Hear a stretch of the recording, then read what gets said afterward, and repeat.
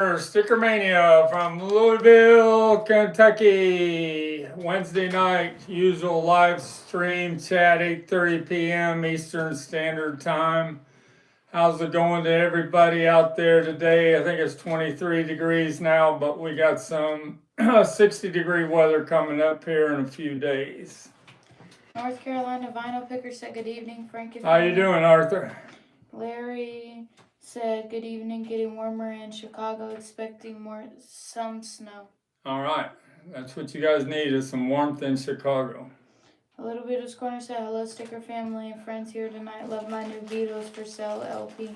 All right, Patricia, have you played done a shootout between the tube cut and the -3, -1? And Polly said hi all. Polly Hewitt? Yeah, Polly Hewitt. Yeah. What's the Grammys? Did you watch the Grammys there Sunday night? I watched most of it, but then I had to go to the store.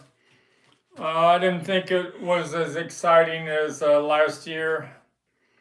My favorite young artist, Chapel Roan, kind of shocked everybody a little bit on the red carpet, but she did have prosthetic pasties that was holding, so she was covered up a little bit. But Greg Fio, and she also had temporary tattoos on her back. But Greg Fio was working the Grammys, and he must have said hi to her the day before. So when she got off the, when she's still pretty much topless, when she's done on the red carpet, Greg shouted out to her and said that Frank from Louisville is one of her biggest fans. So I appreciate that, Greg. And then Chapel stopped and asked for Greg's name, and that's unusual for Chapel, because when she's got that gaze, she doesn't talk to anybody. So way to go, Gregory Field. Thanks. The Quiet Beatles Collector said hello, everybody. All right. The Quiet Beatles Collector. Thomas Crook. J.R. Farley said hello, STICKERMANIA. James Farley. I saw you were on, I think you were on Rachel's Ghost last night. Were you on all 5 hours? I was on like the first hour. Then I went to the grocery store and I came back. Rachel was still on. I guess it went on for 5 hours. John H. said good evening, all. Chapel on the carpet was disgusting. Well, it went viral. That's all I can say. Chapel gave the new Best Artist Award after she changed outfits. She changed outfit three times. She gave the new Artist Grammy Award to Olivia Dean. And Chapel's only 5'2", and Olivia Dean must be about 5'10". There was a big gap in height.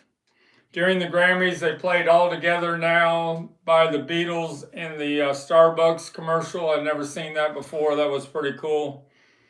And they played the whole video for The Great Divide, that big hit.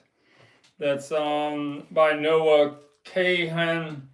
That's #2 on Spotify here in the USA. Pink Pony Club, one more thing about Pink Pony Club. It's going to be added to Fortnite, and it's going to be, what do they call that? It's going to be a jam track. So way to go, Chapel. Jay Farley said yes, I watched the whole 5 hours. Wow. I know that seems to be Rachel Ghost's new thing of doing a 5-hour live stream. Kevin W. More power to Rachel. Kevin W. said peace and love from San Diego. Love the channel. All right, Kevin W. from San Diego. I went to San Diego one time when I was with my buddy Ken and Ernie from Louisville, from Hamilton, Ohio, and we went to San Jose. That's why he said San Jose. San Diego. San Diego. Yeah. Where's the San Diego Zoo? I think we went to the San Diego Zoo, I'm pretty sure, and we saw the beet farmers. Are the beet farmers from San Diego? Saw them in a small bar.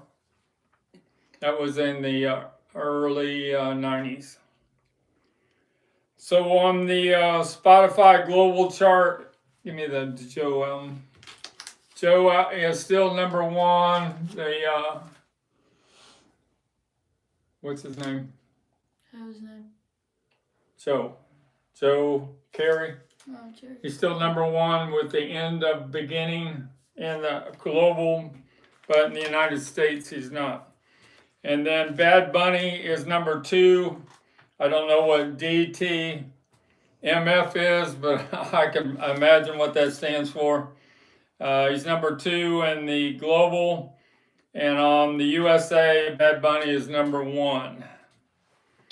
And Olivia Dean has got a lot of traction from winning on the Grammys. She's all over the Spotify charts.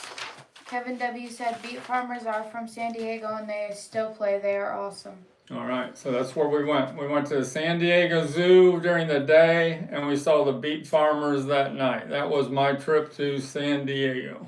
Dave Evans said, hi, Frank and Sticker family. Good evening. How you doing, Dave Evans? Next February 11th, we're going to do everything, every little thing Beatles episode number 19.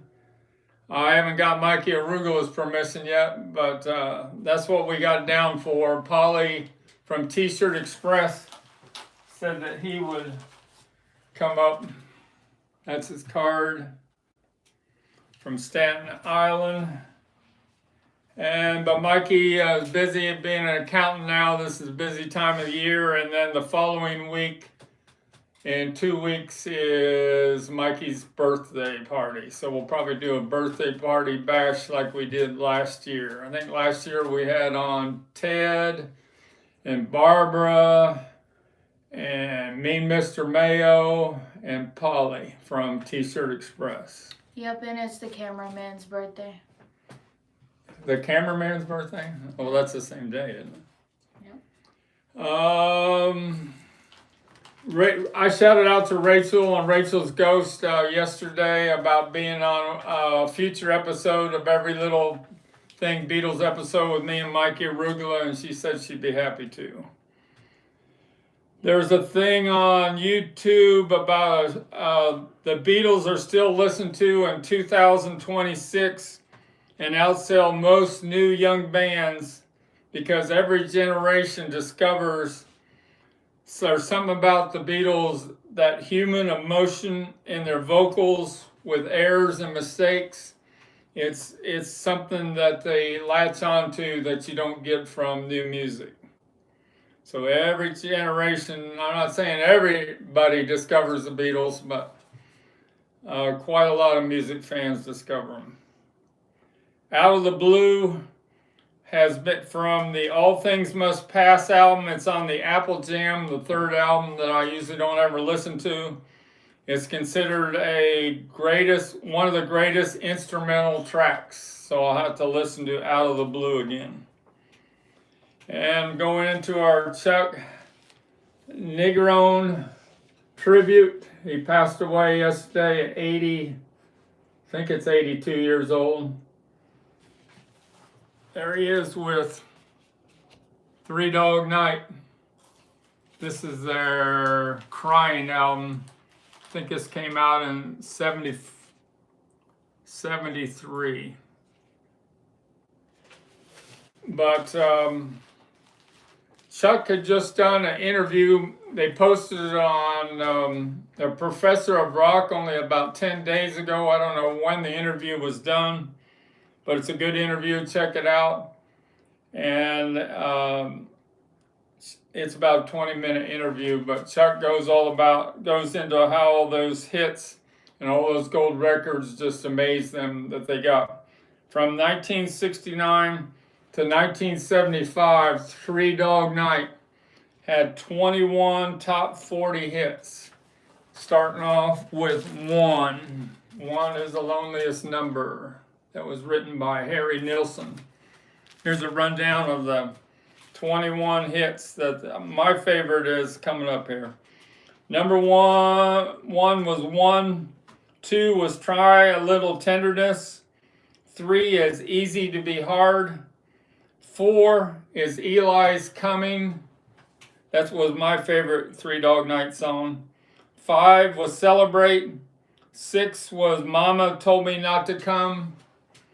7 was Out in the Country. That's what this single is here, Out in the Country. And what the rest of them, 8 was One Man Band. 9 was Joy to the World, which was number 1 6 weeks in a row on the Billboard charts.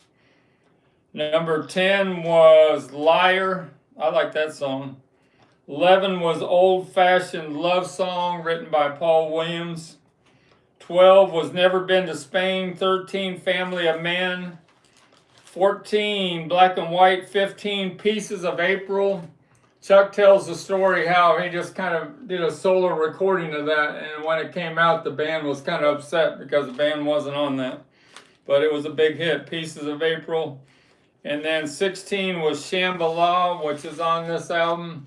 First track on side 2. And the last ones, Let Me Serenade You was 17. 18, The Show Must Go On. That was a pretty good song. 20 was Sure As I'm Sitting Here. That was written by John Hyatt. I saw him a couple times in concert, and I have a picture of me and next to him. And they say I kind of look like John Hyatt. And 20 was Play Something Sweet. And their last top 40 hit was Till the World Ends. What'd you guys think about Three Dog Night? Polly said Three Dog Night, great band. All right. Johnny Ramone said he was 83, rest in peace. 83. And Wolfie Baby said Sticker Family. All right, Wolfie Baby's here. Way to go, Wolfie Baby. I think you were in the chat for most of the Rachel Ghost live stream last night. A couple things on the table. Just got these in. Had them many times before, but these are not touched up. And there's no damage to their noses. Just a little bit of wear on the hands. They're tough to find in this condition, and usually the see if I can get the caps are still on there, and you got to work the head off like that. Still working cap.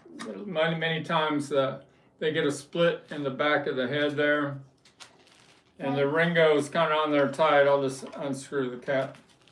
Put that in your bathroom. Soaky Dolls, made by Colgate Palmolive, right 10 miles across the river at the old Colgate Palmolive plant in Jeffersonville, Indiana. Dave Evans said 3 Dog Night was awesome out in the country. One Man Band and Shambhala were great songs to me as a kid in the early 70s. Pop rock, or I guess you just call it pop pretty much. Yeah, I tried to find Three Dog Night picture sleeves and Three Dog Night in my Circus and Rock Magazine's Hit Parader, and they were kind of ignored. So I've had the picture sleeve that was promo only before of Three Dog Night, but I sold it last year. So here's an example of a picture sleeve that is different on the promo for Overkill by Men at Work. This was promo only on a white label promo, and then when the song came out, it had a different picture sleeve. So on the Three Dog Night, one of their songs had a promo only picture sleeve. John H. said Pieces of April is my favorite. I have most of their original albums. All right. Johnny Ramone? No. John H. Good job. The only one we could find today was the Crying album. I got this on loan from Kevin of Kevin Records. Because all the Three Dog Night albums that I've had over the years, I didn't sell very many of them, so I just used them as cardboard supports when I sell my expensive Beatles stuff. So that didn't say much for Three Dog Night. Johnny Ramone said, Three Dog Night, Steppenwolf, Grand Funk Railroad, so in the Rock and Roll Hall of Fame. Not in the Rock and Roll Hall of Fame. Should be is what he's probably saying. Should be. Should be. Well, there's another one of my favorite bands that isn't in there either. The Monkees. Hey, we're the Monkees. I forgot You about ever heard of the Monkees? Yeah, obviously from you. Oh. Have you ever seen a Monkees episode? No. Oh, that's right. You don't have the patience to watch that 25-minute episode. You only watch Stranger Things. Yep. Stranger Things is the last one was 2 hours. What's the normal ones? An hour long? Like 45 minutes. 45 minutes. Band on the Run. Got this in today. What a pressing of Band on the Run. Mid-1970s pressing from the United Kingdom. There's no Hell on Wheels on there, but boy, it cranks. Bluebird, Jet. What's the last song on one? Let Me Roll It. 1985. This pressing cranks. Johnny Ramone said, wait. Larry said, this year's record store day is offering a Rolling Stones record player that plays 3-inch records, also the 3-inch records. Which 3-inch records Rolling Stones? They're surely putting Satisfaction out there. My guess would be Painted Black. What are they going to have, about 4 releases? Does it come with a record player like the Beatles did, the Crosley, for like $200? Johnny Ramone said, should be Iron Maiden too. Iron Maiden. Don't know much about Iron Maiden. Dave Evans said, very tough to find 3 Dog Night vinyl in playable condition. Yeah, it was like Led Zeppelin 2 at that time, 69, 70. We all just took it to our friend's house. We played it and we stacked them up and they got played to death. Uncle Paul said, evening friends. How you doing, Uncle Paul? Take those off, then. Take all that off. I'm going to show this BC 13. So I got this in the Beatles BC 13 from 1978 a few days ago. Notice the difference. This is an early 80s copy, blue, and the 78 is pretty much black. The first 3,000 copies that Capitol Record import pressings and put this box together before it was released in the United Kingdom. On the side, I think it's even a little different. One says EMI and one says Parlophone. This is number 2374. I've had about 4 of these in my lifetime. I'll go through the pressings, matrices. The rarities is different. It's just in this plain blue paper sleeve on a purple label. So this rarities is worth a lot more than the rarities that come in the regular BC 13. And this was the only time they ever released this large poster there. The White Album does have the original photos, but this one was a insert for the first 3,000 BC 13s. It says Capitol down there on the bottom. A couple other countries did this too, but I think their poster is a little bit bigger than this. And here's the rundown of the matrices. You got these randomly in 1978, so you never knew exactly what you were going to get pulled off the pressing shelf. Some of these have numbers on the dates on the inner sleeves. So the Please Please Me is a -2 tube cut. But the of course the Please Please Me that I still like is the wins the shootout as a German pressing from 1977 or 73. That's also -2. The With the Beatles is a -2, -4 tube cut. And I told you my favorite with the Beatles is the 80s pressing that I think is -7, -7. It is. But boy, it's hard to read on that. See if I can read the other side. -6. I think it's a -6, -6. That is better on with the Beatles than the -2, -4 tube cut. I'm the Paul should not be allowed to die. Said hi, Frank Perry here. I have Speedmaster band on the run, but I don't even know if I will open it. Yeah, well, you want the band on the run, the UK pressings. They blow the half-speed masters away. So all these covers are laminated, and when you got the early 80s UK pressings, they weren't laminated anymore. And they have this little flap here on the back. So that's a sharp with the Beatles there. It's got the little flap along the side. And then A Hard Day's Night is a -2, -2 tube cut. I listened to this yesterday and it cranks. These records were pretty much unplayed. That's the best I've ever heard. Hard Day's Night. -2, -2 stereo tube cut. It's got a September 78 date on the bottom of the inner sleeve. I'll show you how you can tell when the pressing was done. Has a little date there on the bottom. So when you get a BC 13, you need to find out what those dates are on the bottom of the inner sleeve. The Beatles for Sale is not the one that I go after. It is a -3 HTM and -2 solid state on side 2.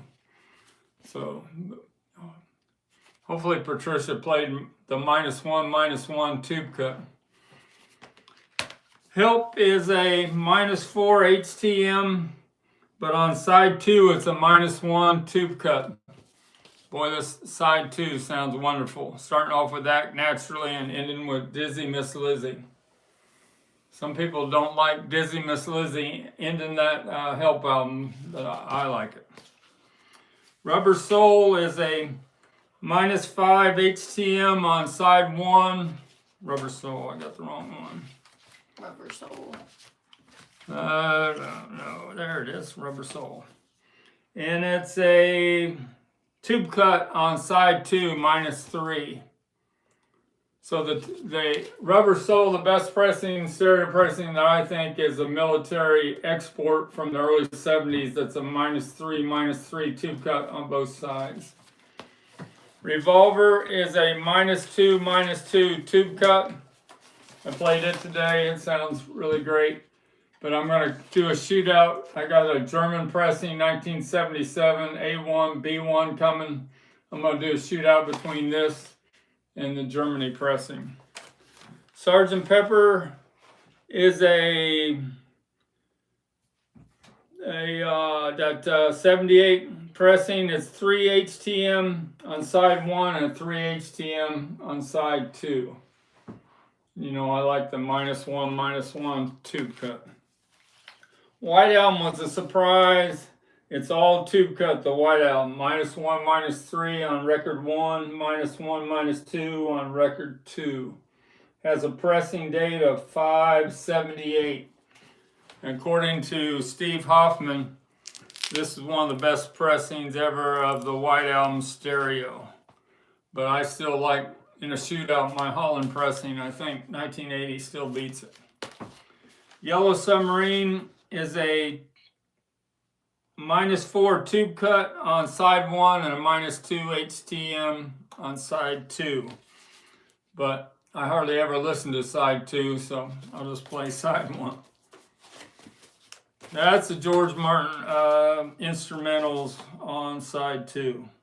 Abbey Road, this is Tom Port's favorite pressing, Abbey Road, but not mine.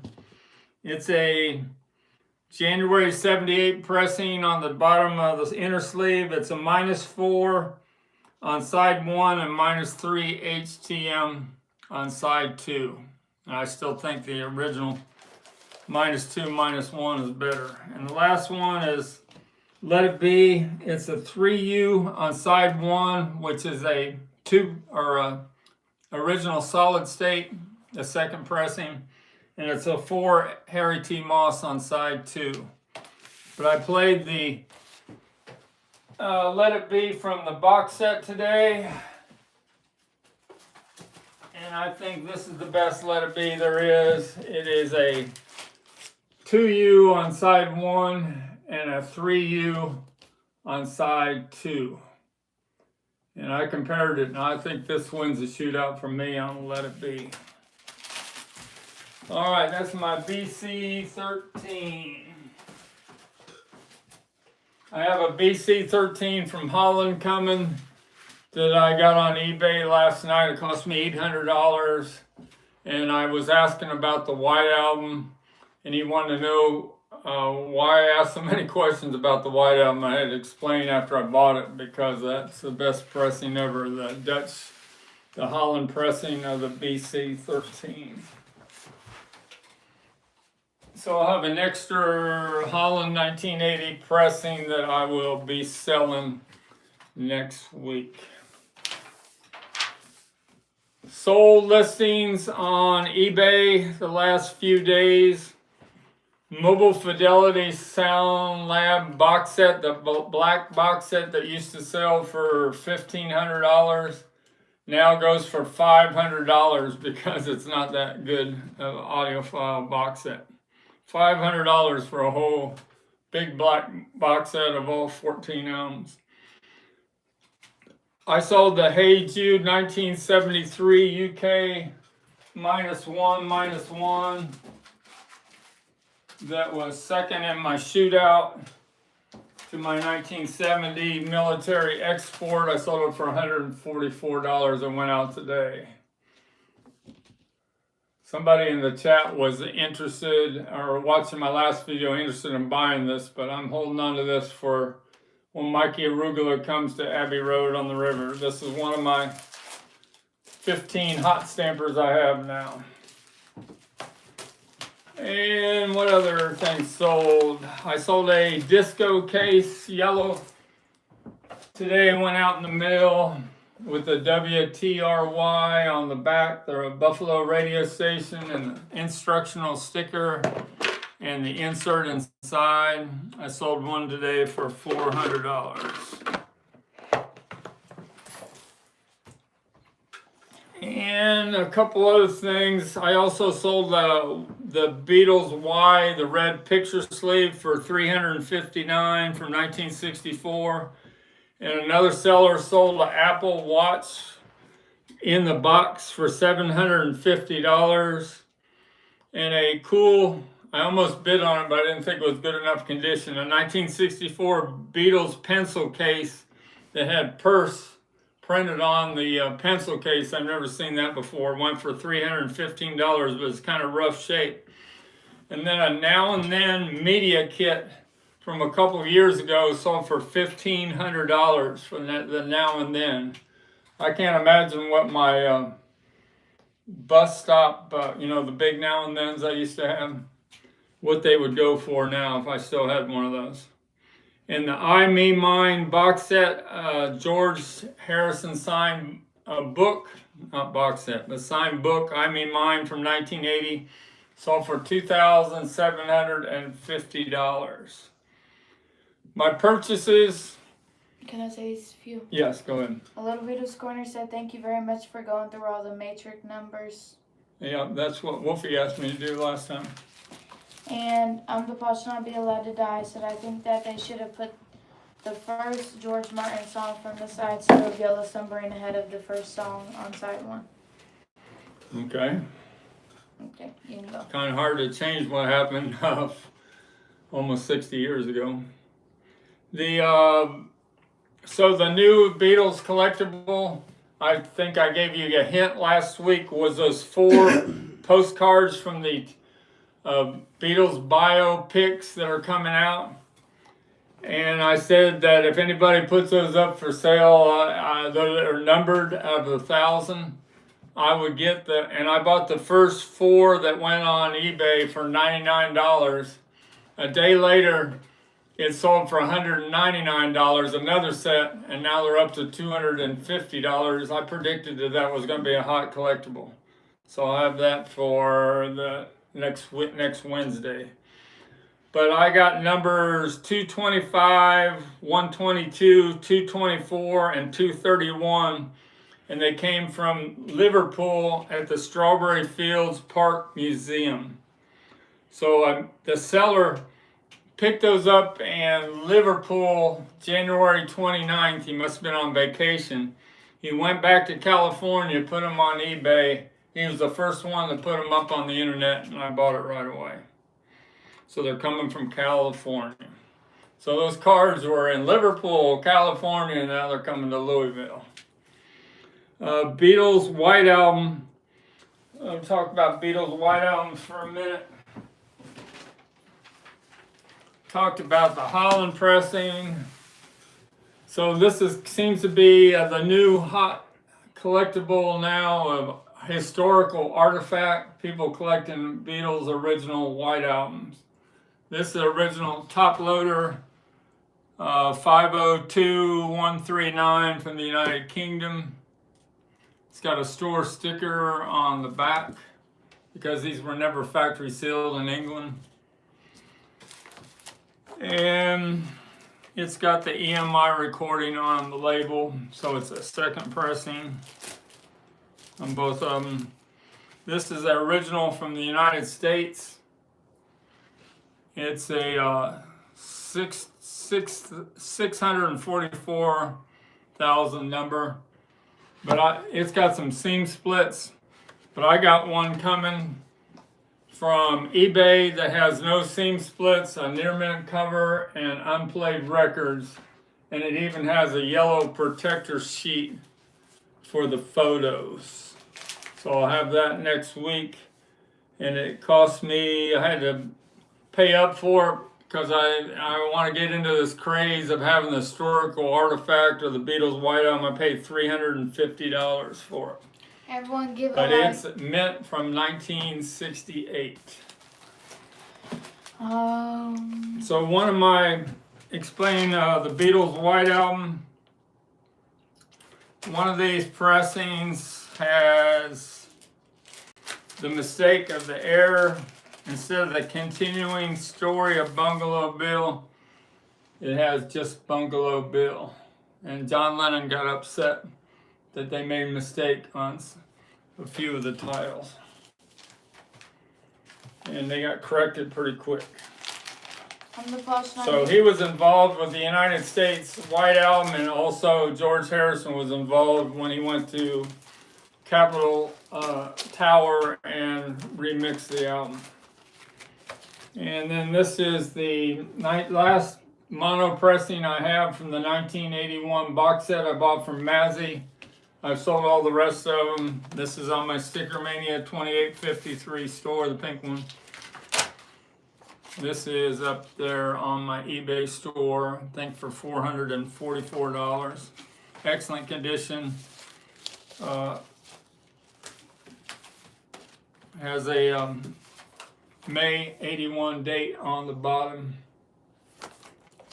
And then this is the best pressing ever of the Beatles White Album, in my opinion, and Andrew Milton from Polygram Auctions, a 1980 Holland pressing with glass union misprint on side 1. I listened to side 3 today. There's a glass union mistake. I listened to side 3 today, and birthday, I listened to the mono pressing, and then I listened to stereo pressing. I know that some of you out there think the mono pressing is better, but not on my system. Birthday cranks, Your Blues, and then it goes into slow song, Mother Nature's Son, and then Everybody's Got Something to Hide Except for Me and My Monkey, wow. And then it goes into Sexy Sadie, Helter Skelter. I've never heard Helter Skelter sound like that before. They can talk about all these people want the 27-minute outtake of Helter Skelter. I'd rather have this hot stamper pressing of the original stereo version of Helter Skelter any day of the week. Then you got Long, Long, Long by George Harrison. It goes, the tempo goes up, then it goes down, it goes up. That's the way the White Album is. Why it's one of the greatest, is the greatest double album of all time. On the post should not be allowed to I said, hang on to a couple of sets to the cards for a while longer or you will be kicking yourself. He's saying I should hold on to a set of them? Yeah. Because you think Uncle Paul is they're going to go sky high in price here eventually? I predicted that last stream to get a hold of them. Those 1,000, they didn't last long, and most people are going to hold on to them. John H. said Holland's stereo White Album has glass union misprint on label. I just showed that, yeah. Okay, well, you was talking the whole time I was trying to do it. All right. And what else? Nothing. All right. You know, you're making me think. Oh yeah, there's a minute clip up on YouTube today showing the new Beatles biopic where they filmed it in London, but they made it look like they were in New York City.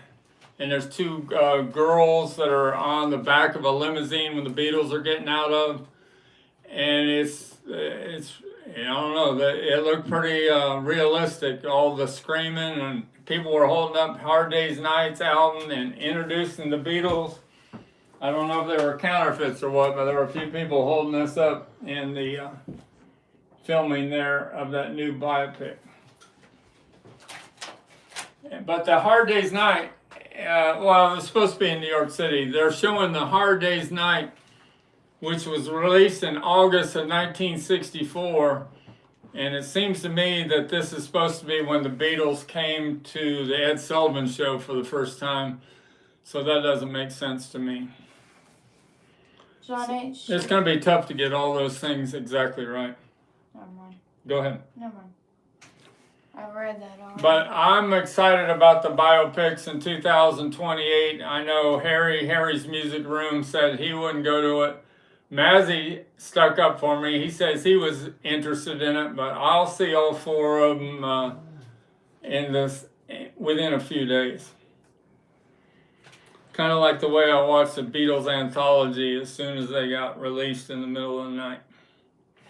What's some other things that I bought? I bought a Let It Bleed, original 1969 by the Rolling Stones, a stereo pressing from England. That's a hot stamper, I'm hoping. And I bought a Revolver. I told you about that, the German pressing. I had a whole warehouse find, a whole case of these I sold that were in the blister pack a few years ago. I think there was 12 in the case, but I have another one coming in the blister pack that I bought yesterday, and it says made by Hong Kong, and it's in perfect shape. And Who's Next? Who's Next is one of my favorite albums. I'm trying to get the hot stamper of the Who's Next because all the reissues of the Who's Next never sound anything like the original did. 1971 UK first pressing A1 B2. Got it coming from England. I had to pay up. Cost me about $200 for Who's Next. But if you listen to that, I think one of my viewers bought my last Who's Next from me last year, and she was really happy with it. And I have a Magical Mystery Tour Horseshoe. I got the rare Denmark that has a Horseshoe turntable up here, but they use the same metalwork as a Germany True Stereo, but it's a rare Denmark pressing. I have that coming. And I think that's pretty much my things I have coming in. Red Pernell said those little Beatle figures are cute. Yep. You got the little ones. This is a Paul. This is a John. And this is a Paul and a John in the 8-inch.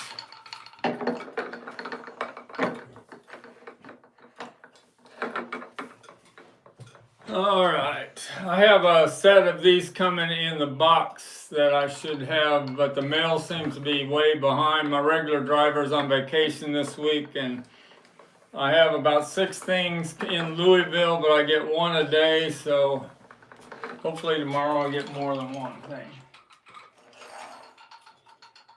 Its face is messed up. The what? Its face is messed up.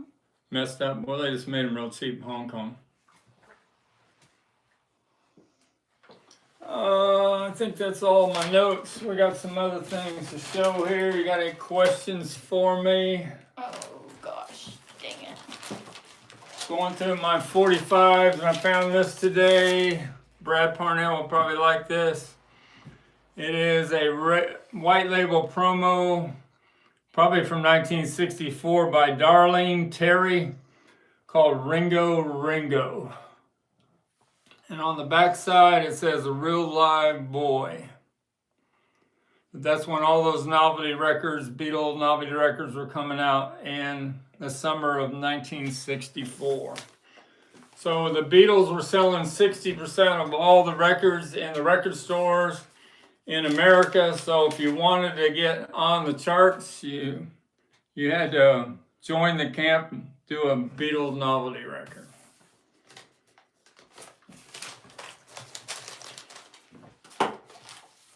Found this picture sleeve, Rice is Nice by the Lemon Pipers. Their big song was the Lemon Pipers' Green Tambourine. But this man right here, Bill Bartlett, was a member of this band. And this band was in Oxford, Ohio, which was close to Hamilton, where I used to live. When I was a rock and roll grocer on 97X, that was based in Oxford, Ohio. But this man here, well, later on in the 70s, was in the band Black Ram Jam. And you know their big hit was Black Betty. Bill Bartlett. Brad Parnell said, I can't think of another band that has people singing songs about being their fans. That is really amazing. Yep. Found this here, an Elton John UK pressing that's on the TJM label, Dick James Music.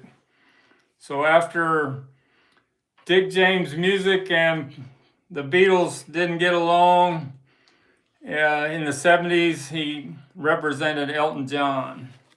It's got Pinball Wizard on one side and Harmony on the other side. And I know Pinball Wizard was the big hit.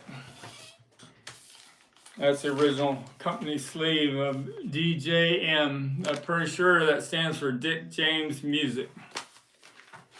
Correct me if I'm wrong. No, it says right on the label, Dick James Music Limited. You saw in the Get Back documentary where Dick James has that little, comes and sits down there with Paul and John and George and Ringo, and they're kind of short with Dick James. But Dick James told them they need to invest in other people's music rights, and Paul McCartney did that. He bought all the Buddy Holly and many other rights to other groups. Talked about Three Dog Night. Found this. This is from the 1982 when they put out the BC singles box set in England. This was a bonus one that came out with Back in the USSR, and on the flip side, Twist and Shout. That's a pretty good double-sided single, I'd say. That's on the Parlophone. I don't know, matrices, it's a -1. So that should have been cut from the original master tapes at Abbey Road Studios. Back in the USSR and Twist and Shout. It doesn't say if it's mono or stereo, but I have to play it, find out. We talked about the BC-13s, the Hey Jude. What else do you want me to show? Mike Arugula, this is the one he works out to when he does his jumping rope.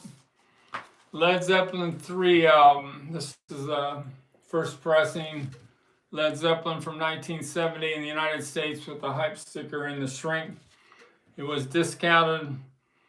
The original price was $4.19. It was discounted for $4 a piece if you bought three for $12. So that gatefold cover is still in the shrink, and the spinning wheel still works. You got Robert Plant there. Let me pull up Jimmy Page. John Paul Jones, Jimmy Page. Now considered probably the greatest rock guitarist of all time.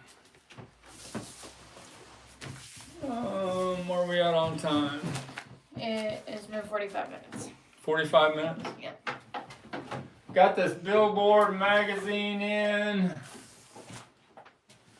I found in my billboards, this is from June 25th, 1966. So this came out right after the butcher cover was pasted over. And it has Paperback Writer is the #1 song on the charts. And Painted Black is #2 by the Rolling Stones. But it's got this cool full page ad with a trunk cover. School's out, get ready. For the Beatles yesterday and today. And this is the same trunk cover on the back, a teen set from October of '66, saying 5 more reasons to buy Beatles. Says there's 5 great new Beatle hits in the Beatles yesterday and today. The 5 new hits were Yesterday, We Can Work It Out, Nowhere Man, Day Tripper, and Act Naturally. They haven't been released in the United States yet. I got a Led Zeppelin shirt for Christmas. You got a what? Led Zeppelin shirt for Christmas. You got a Led Zeppelin shirt for Christmas? Yeah, from Grandma. All right. I found these 8-track tapes that are sealed. I don't think I've shown these. Live Piece in Toronto. And it's in that original Apple 8-track company sleeve. And a Ringo Starr's sealed in the original title sleeve of Rhoda, won't know how to say it, Rhoda Graver. Sure I mispronounced that.